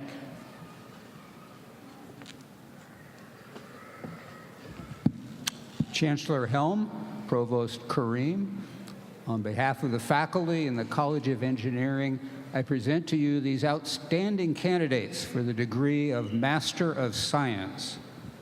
Dean Christopher.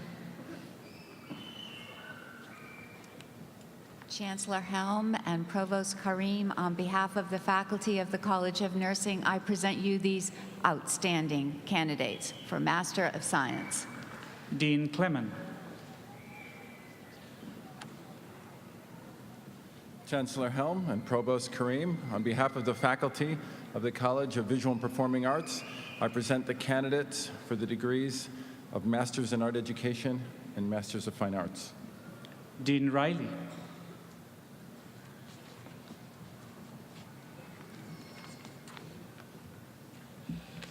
Chancellor Helm, Provost Kareem, on behalf of the faculty of the College of Arts and Sciences, I present the outstanding candidates for the degrees of Masters of Science, Master of Arts, and Master of Public Policy.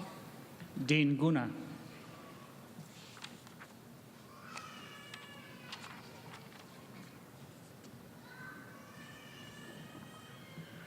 Chancellor Helm, Provost Kareem, on behalf of the faculty of the Chorlton College of Business, I present the candidates for the degrees of Master of Business Administration and Master of Science.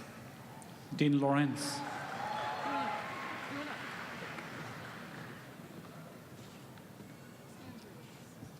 Chancellor Helm, Provost Kareem, on behalf of the faculty of the School for Marine Science and Technology, I present to you the exceptional candidates for the degree of Master of Science. We will now confer degrees on the master's degree candidates here assembled.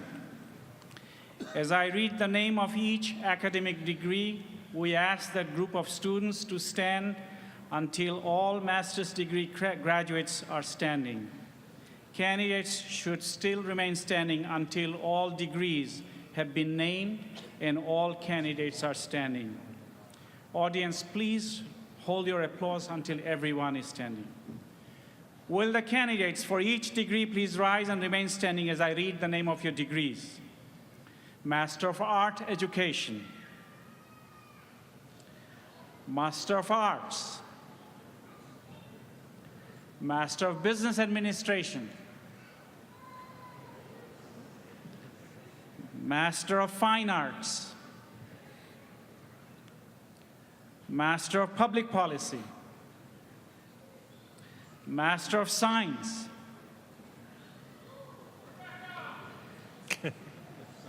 all candidates for master's degrees should now be standing. If you are still sleeping, please stand now.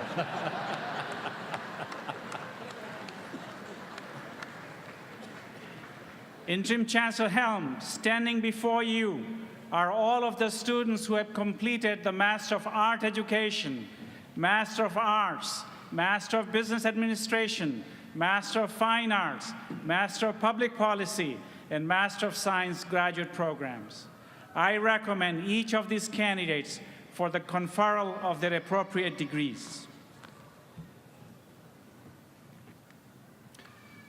By the authority vested in me by the Board of Trustees of the University of Massachusetts, I confer upon you the degree appropriate to your program of study with all the rights, privileges, and responsibilities pertaining thereto. Congratulations, and take a moment to congratulate your classmates.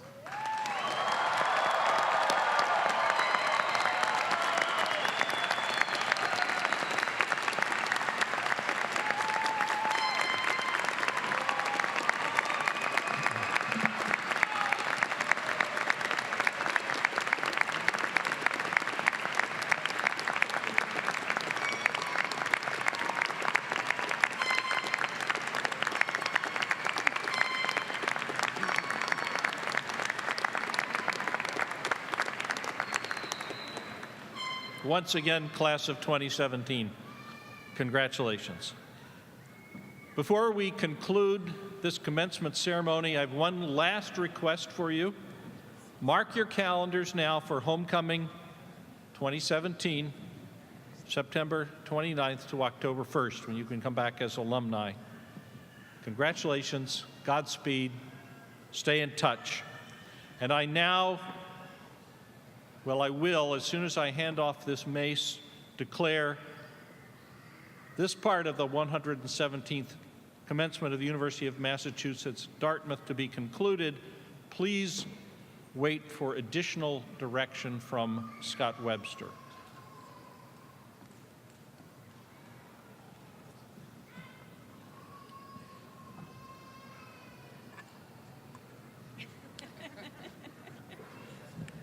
We would ask that all graduates please be seated.